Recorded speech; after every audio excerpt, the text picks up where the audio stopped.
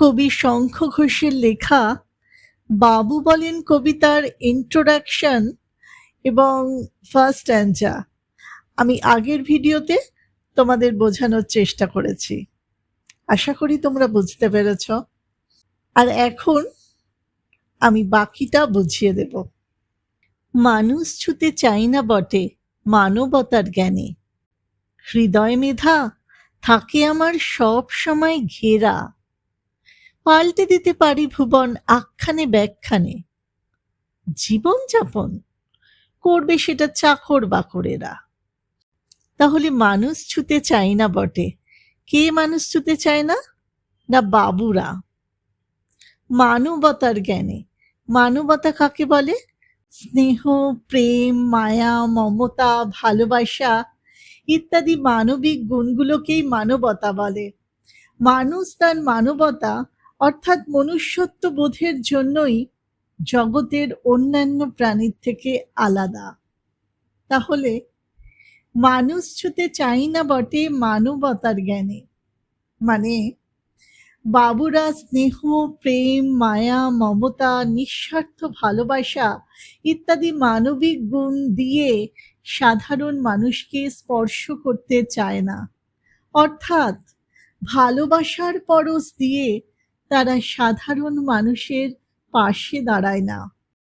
তারা সাধারণ মানুষের সাথে মেলামেশা করতে চায় না। এরপর রয়েছে কবিতায়, হৃদয়ে মেধা থাকে আমার সব সময় ঘেরা। বাবুদের হৃদয় মেধা সব সময় ঘেরা থাকে। হৃদয় মানে মন, মেধা মানে বুদ্ধি। বাবুদের হৃদয় মেধা অর্থাৎ বাবুদের মন ও বুদ্ধি সব সময় ঘেরা থাকে। বাবুরা তাদের মন ও বুদ্ধি যেন শামুকের মতো খোলসের আড়ালে আগলে সযত্নে রেখে দেন। আসলে হৃদয় মেধা মানে মন ও বুদ্ধি যত বেশি ব্যবহার করা হবে ততই সেগুলো বিকশিত হবে, কিন্তু বাবুদের হৃদয় মেধা সবসময় ঘেরা থাকে। সেই জন্যই বোধ হয় বাবুদের মন ও বুদ্ধির ঠিকমতো বিকাশ হয় না। সেই জন্যই বাবুরা সবসময় বই পড়লেও তারা প্রকৃত জ্ঞানী নয়।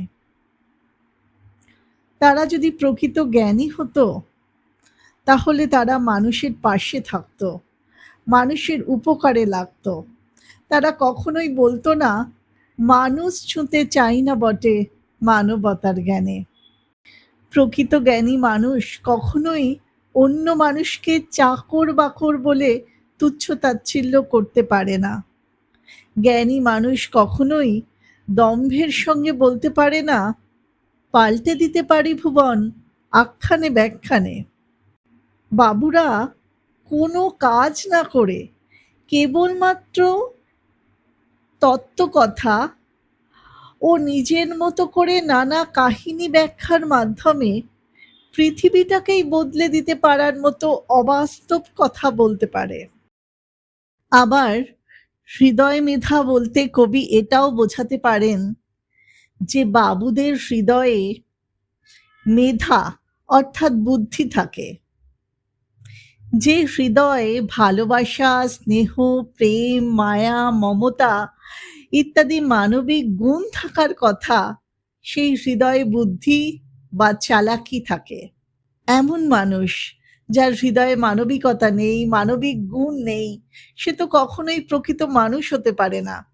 তাদের মতে জীবনযাপন করবে সেটা চাকর বাকরেরা। বাবুদের মতে জীবনযাপন করবে চাকর বাকরেরা।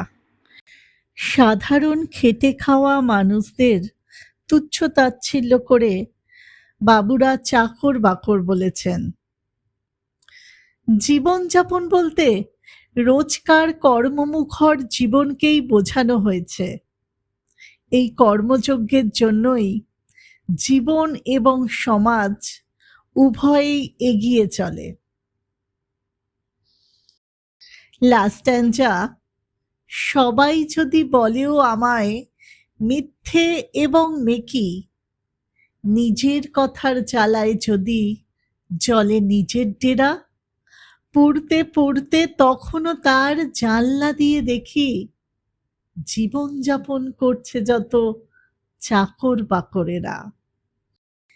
সবাই যদি বলেও আমায় মিথ্যে এবং মেকি, মানে অলস বাবুরা ভয় পাচ্ছে।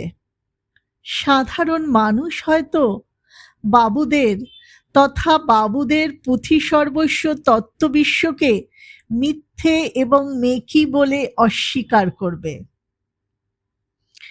এরপর আছে নিজের কথার জ্বালায় যদি চলে নিজের ডেরা।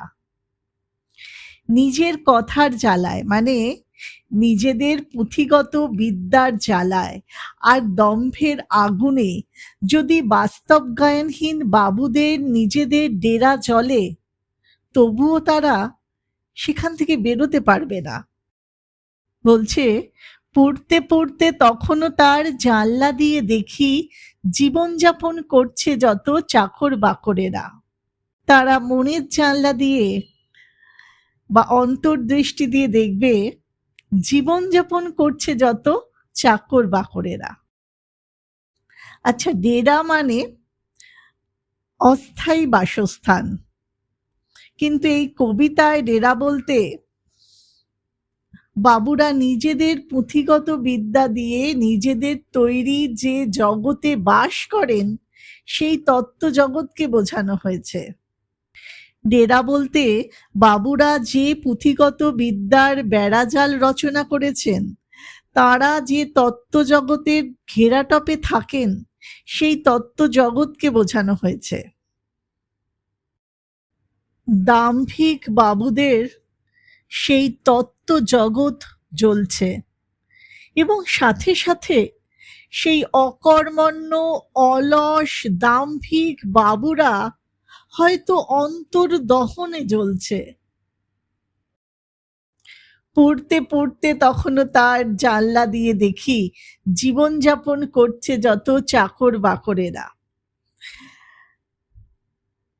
তারা সেই ডেরা থেকে বেরিয়ে সাধারণ মানুষের সাথে মিলেমিশে জীবনযাপন করতে পারে না। তখনও তারা তাদের দম্ভ, তাদের পুঁথি সর্বস্ব জ্ঞানের জগৎ থেকে বেরিয়ে শ্রমজীবী মানুষদের পাশে এসে তাদের সঙ্গে কর্মযজ্ঞে যোগ দিতে পারে না। বিদ্যা এবং দম্ভের আগুনে জ্বলতে জ্বলতে তারা অন্তর্দৃষ্টি দিয়ে দেখে জীবনযাপন করছে যত চাকর বাকরেরা। কিন্তু যেসব শ্রমজীবী মানুষদের কর্মকাণ্ডে পৃথিবী এগিয়ে চলছে, তাদের পাশে এসে দাঁড়াতে পারে না। কারণ একদিকে তারা সাধারণ মানুষকে সম্মান দিতে চায় না, তাদের সাথে মিশতে চায় না, এবং অন্যদিকে তারা নিজেদের দম্ভ থেকে বেরোতে পারে না। তারা তাদের তত্ত্ব জগৎকেই মহামূল্যবান ভাবে। তারা বিদ্যালাভ করেও এই সত্যটুকু হৃদয়ঙ্গম করতে পারে না যে বুদ্ধিজীবী এবং শ্রমজীবী হলো একই সমাজরথের দুটি চাকা, একটিকে বাদ দিলে অন্যটি নিরর্থক হয়ে যায়। সমাজরথের এগিয়ে চলার জন্য দুটো চাকারই সমান প্রয়োজন। একটা চাকাকে বাদ দিলে সমাজরথ থমকে দাঁড়াবে, সমাজ কখনোই এগোতে পারবে না। এইভাবেই এই কবিতায় কবি শঙ্খ ঘোষ বাকসর্বস্ব অলস বুদ্ধিজীবী বাবু শ্রেণীর অন্তঃশ্বাস শূন্য স্বরূপটি তুলে ধরেছেন।